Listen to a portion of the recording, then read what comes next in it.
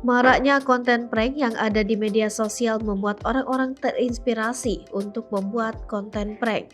Tidak terkecuali para siswa SD ini, mereka terpengaruh membuat konten prank. Dalam video terlihat rombongan anak SD yang berkumpul. Salah satu anak tersebut ada yang berpura-pura kakinya tersangkut dalam lubang got. Ia pun berteriak minta tolong. Sementara siswa SD yang lain pura-pura membantu sambil berteriak minta tolong, berharap ada orang dewasa yang mau menolongnya. Awalnya tidak ada satupun yang peduli dengan mereka, sehingga mereka pun masih terus berteriak minta tolong. Kemudian ada salah satu pesepeda motor yang berhenti dan menoleh ke mereka, tampaknya ingin menolong. Namun, belum dirinya turun dari sepeda motor dan menolong mereka, para siswa SD itu pun mengakhiri prank yang dilakukan dan tertawa-tawa.